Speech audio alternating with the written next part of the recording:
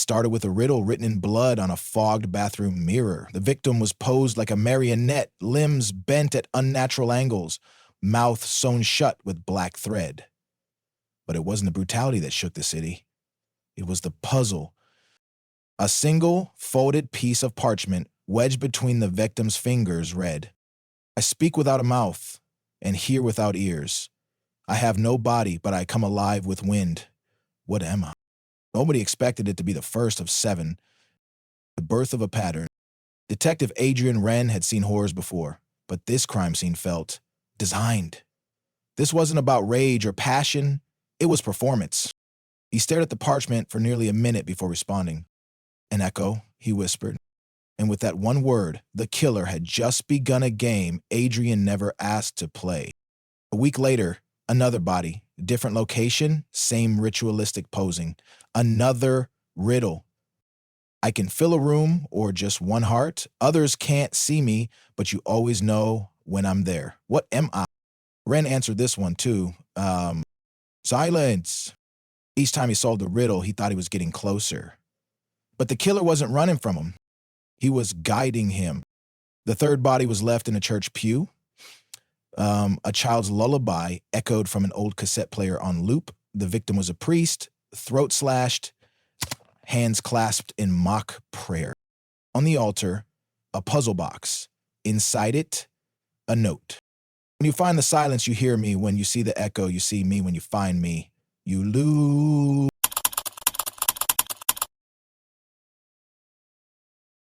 Wren's captain wanted him off the case. 3 bodies. No leads, no witnesses. "You're chasing phantoms," he growled. But Wren couldn't stop. Something about these riddles was too personal. The killer knew him. Forbidden knowledge. Wren began seeing the connections others missed. The victims had one thing in common. Each had worked with Project Echo, a now-defunct psychological operations program buried deep in classified government archives. But how did the killer know this? He dug deeper. Whispers of MK Sibyl, an experimental offshoot of Project Echo, surfaced. Files were redacted, names erased. Only one remained: Elias Dorn, former intelligence officer and expert in behavioral programming, vanished in 2007, declared dead. Wren found a photo of Dorn, a scar down the side of his face, cold eyes. Then he looked at the second victim's security footage from the night before her death. A man with a scar. The fourth scene, a message meant for Adrian. This time, the killer didn't leave a riddle. He left a photo. It was Wren, sleeping in his apartment. Time-stamped 2 nights prior. No locks broken, no alarm strips. The message was clear. "I'm inside your story now." Wren's hands trembled. He told no one. Not his partner, not the captain. The rules had changed. This wasn't about solving riddles anymore. It was about surviving them. Monsters hide in the shadows, but the clever ones, they make you think the shadows are home.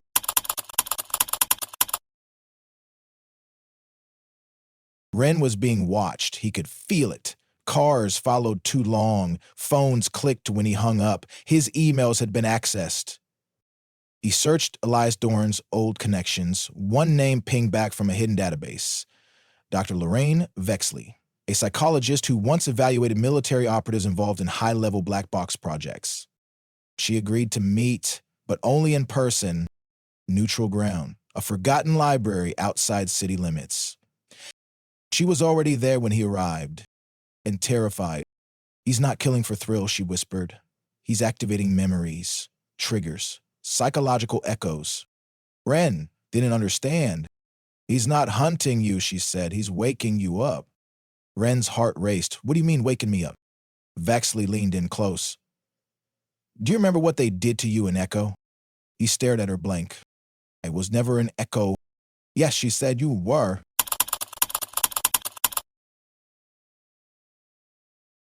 Wren left shaken. A memory surfaced that night, faint like a shadow behind a curtain. A room. A white room. And a voice. "When you forget, you obey. When you remember, you become." Was this all a game, or was it programming? The killer wasn't just taunting him. He was unlocking something inside him. And the riddles, they weren't clues. They were keys. Wren returned home to find his apartment door ajar. Gun drawn, heart pounding, he entered. Room by room, empty, except for the bedroom, a mirror. And on it scrawled in something black and viscous. The final echo is inside you. The reflection wasn't his, not exactly. Same face, same scar. But the man in the mirror was smiling.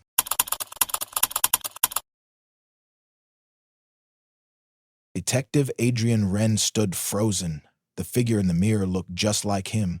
Same angular jaw, same storm gray eyes. But it was smiling. Adrian wasn't. He turned around, no one there. The mirror was just a mirror. The message was gone. But the fear? That lingered like smoke in his chest. When the mind fractures, reality becomes suggestion, and suggestion becomes control. The next morning, Adrian did something he hadn't done since he was a rookie. He called in sick. He needed time, space, answers. But answers don't come easy when you don't trust your own memories. He opened the box of belongings he kept hidden in the crawl space. Old photos, notebooks from a past he'd convinced himself was just trauma-induced blur.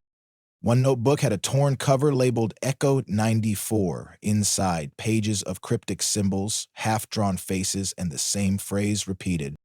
I remember what never happened. Adrian didn't remember writing it, but it was his handwriting. He called Dr. Lorraine Vexley's office. No answer. Her home. No answer. She didn't show up to her practice that day or the next. On day 3, her car was found abandoned under the Merrill Street Bridge. Engine running. Doors locked. Inside, on the passenger seat, a children's puzzle cube with 3 sides completed and 1 side splattered with blood. No body, no note, just 1 word carved into the dashboard. You unlocked. At this point, the media dubbed the killer the Riddler Butcher, but Wren knew that name was wrong. It wasn't about riddles.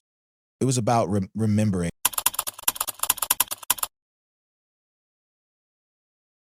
The 5th scene confirmed it. An abandoned school theater. The body of a former intelligence analyst was hanging center stage like a puppet, strings tied to rusted rigging above. A spotlight shone on the corpse, casting a shadow that pointed to the floor. Wren noticed something the others didn't. In the victim's pocket, a receipt for an online order, timestamped 2 days before his death. Did you item? A book. Title, Project Echo, Psychological Warfare and the Death of Free Will. The book didn't exist in any store, but Wren knew where to find it. The Library of Restricted Works sat beneath the University of Grayson, a sub-basement once sealed off in the 170 SS. Adrian had heard rumors it still existed. A vault of banned research, censored texts, and books pulled from public shelves. He bribed the night janitor for access. The book was there, no barcode, no publisher. Wren read until his vision blurred. Pages detailed experiments with audio loop hypnosis, trauma implants, and associative memory triggers. Project Echo wasn't about controlling enemies. It was about creating assets. Wren read the case file labeled Subject 11. A detailed psychological profile, childhood trauma, foster care, law enforcement service. It ended with, subject displays ideal dissociative resilience for sleeper activation. Memory map complete. Trigger phrase assigned. The subject's name was blacked out, but the birth date matched Wren's. In the trigger phrase,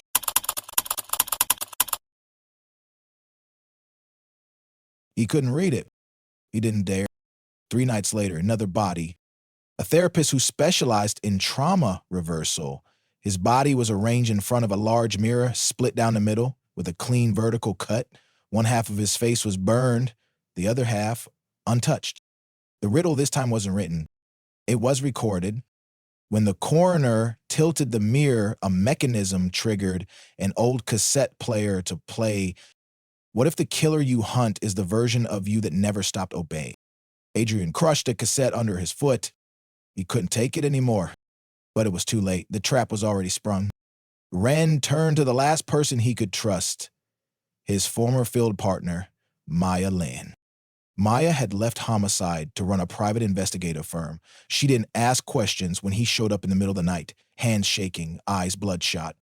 "You're not crazy," she said quietly, flipping through his notes. She believed him. Together, they traced down a defunct neurological research center called the Orpheus Lab, shut down in 2009 after a fire supposedly destroyed all research. But Maya had sources. Someone had purchased the land quietly. The buyer to the Valence Foundation, a front for black budget psychological ops.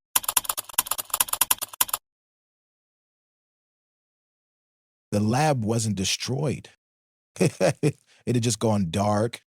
It's not paranoia when they taught you to forget your own past. Inside the lab, they found what was left: burned out servers, old patient beds, intravenous lines still hanging from rusted poles. And on one of the walls, written in jagged charcoal lines, a series of monitors flickered to life as they passed. Surveillance footage.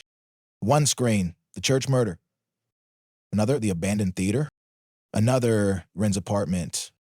Another, his childhood home. And then all screens blinked out, except one, a hallway camera feed, real time. Someone approaching. A man in a dark coat, limping, scarred face. Elias Dorn. He was alive. Wren drew his weapon. Maya covered the back exit. But no one came through the hallway. Instead, a phone rang, a red rotary phone on a corner desk. Covered in dust, yet now ringing loud and sharp. Wren picked it up. A whisper. "The seventh puzzle is you." Click. Behind him, a door creaked open. Inside, a chair, a single light bulb.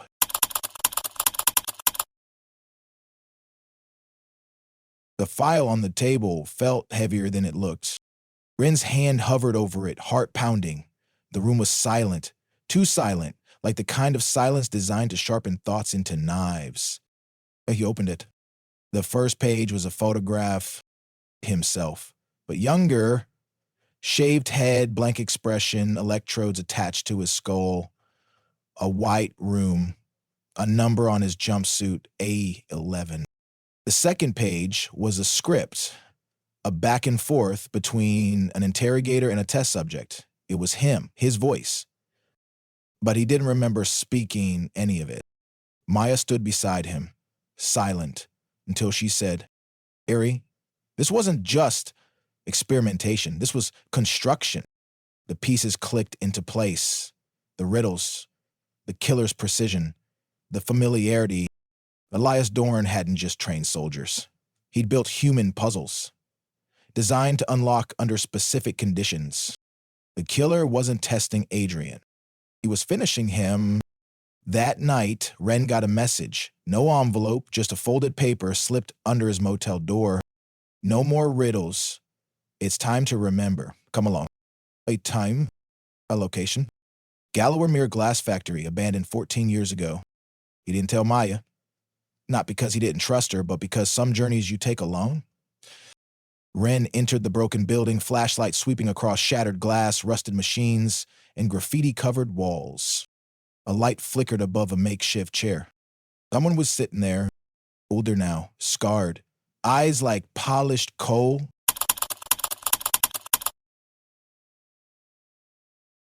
"I was wondering how long it would take for the final layer to crack," Dorn said, his voice calm, measured. "They buried you deep, Adrian. You were my masterpiece." Wren raised his gun. "You turned me into a weapon." Dorn smiled. "No, Adrian, you volunteered. The scariest truth is not what was done to you, it's what you chose to forget." Dorn held out a folder. No riddles, no threats, just facts. It was a consent form signed in Wren's handwriting. A journal entry. A video. Wren, 20 years old, sitting in a military black site. Speaking directly to camera. "I give full consent to memory segmentation and behavioral conditioning. I understand this procedure is irreversible." And at the end, Wren dropped the folder. "What did you make me?" Dorn leaned in. 7 scenes, 7 triggers, each one designed to fracture a lock in your mind. The riddles weren't for you. They were you. You killed those people, Wren growled. I didn't. You did.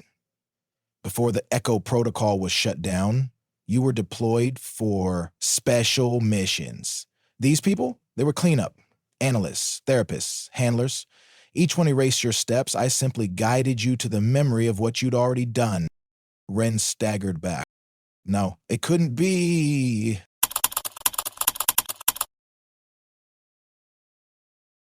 He wasn't a killer. He solved murders. You can only bury the truth in your mind for so long, eventually the ground cracks. Meanwhile, Maya Lin dug deeper into Dorn's trail. The Valence Foundation was just a shell. The real project, the Echo Continuum, was still alive. Private contracts, neuroweapon experiments. One name popped up again and again. 11. Current status, active, unknown condition. She realized something horrifying. Wren wasn't chasing the killer. He was chasing himself. And someone wanted him to catch up. Dorn led Wren to another room inside the factory. The walls were covered in one-way mirrors. Cameras behind the glass. A chair in the center. I brought you here to remember who you are, Dorn said. But I also brought you here so I can die. What? Wren asked, gun still shaking. Your programming? It finishes when I do. I am your final puzzle, Adrian. You either complete me or reject everything you were trained to be. Wren took a step forward. Is this why you left those riddles? Dorn nodded. They weren't messages. They were matches, and your mind was the fuse. Suddenly, Maya burst through the doors. She had tracked his car. Don't listen to him, she shouted. They're still running tests. You're not free yet. He's controlling the outcome. Dorn stepped back.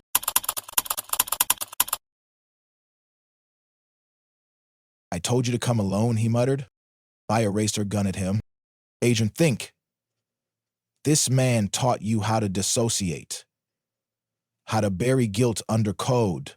Everything he's saying is another test. Adrian's ears rang. His heartbeat was a drumline in his skull. 2 people, 2 truths. His finger hovered on the trigger. He had a choice. But which version of him was making it? Suddenly, the mirror walls lit up. Monitors. Dozens of Wren's old missions, played back from helmet cams, body cam, security footage. Footage of him. Executing orders. Efficient. Surgical. Not just one murder. Dozens. A perfect killer. He dropped his gun. Staggered back. No, I was solving crimes. Maya grabbed him. Look at me, Adrian. You are not that man anymore. That was a program. That was not you. He shook his head, breaking down. But Dorn, he just smiled. Welcome back, A11.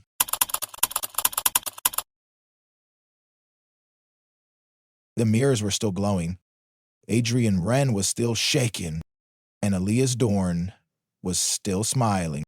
All around them, monitors looped footage of Wren's past. A life of shadow missions, silent kills, and memory-deep reprogramming. A11 had been real. And he had been A11? The man who once stood for justice was now watching the monster he used to be. Maya Lin's voice broke through the noise. But Adrian couldn't hear her, not above the sound of his own breath, not above the sound of his trigger activating in his mind. We spend our lives trying to outrun our shadows, but what if the shadow was running us all along? Wren collapsed to his knees. Inside his head, something twisted, like gears grinding against rust. A door creaked open inside his memory. And then he remembered. That's one puzzle. Not 7. In 12. 12 psychological locks, each disguised as missions, victims, or symbols. Each one tied to a suppressed part of his own mind. He hadn't just done the kills. He had designed the riddles.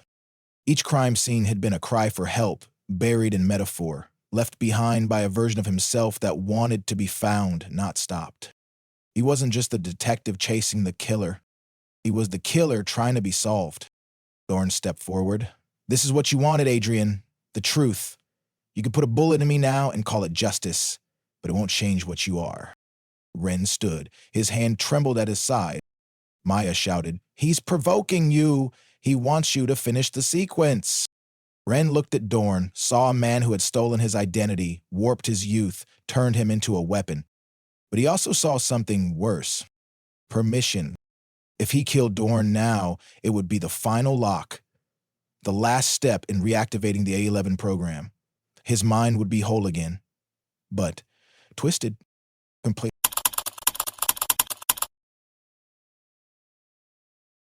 Programmed. Thorne took something from his pocket.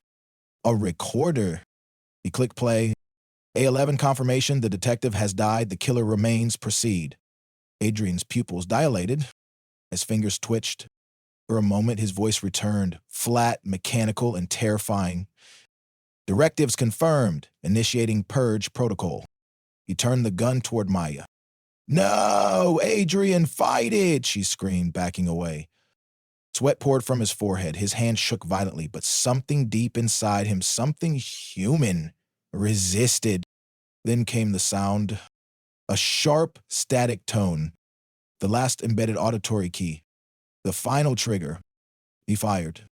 The bullet missed Maya by inches and hit the monitor behind her. Sparks exploded, alarms blared.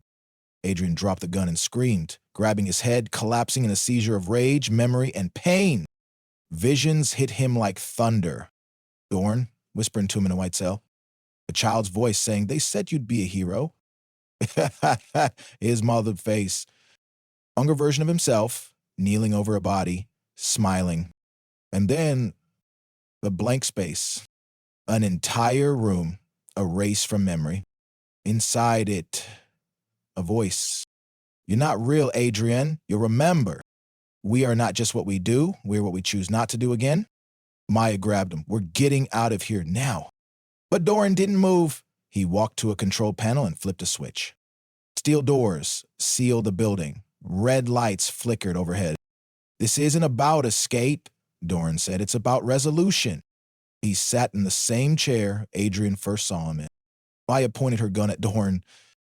Move and I'd drop you.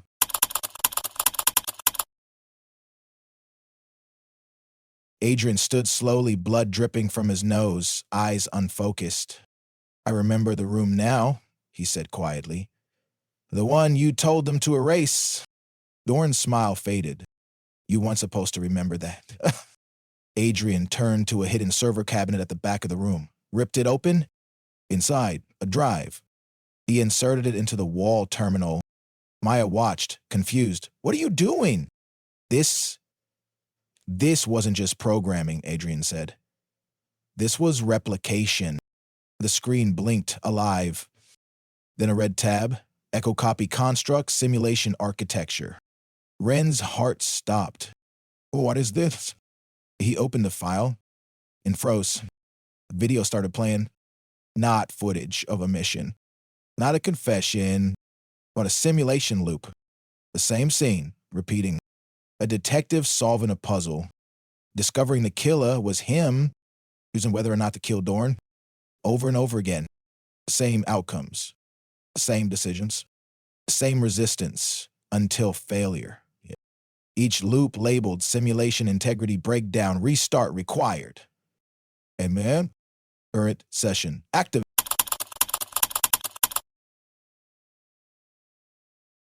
Maya gasped. Adrian, this isn't real. You're inside the simulation right now.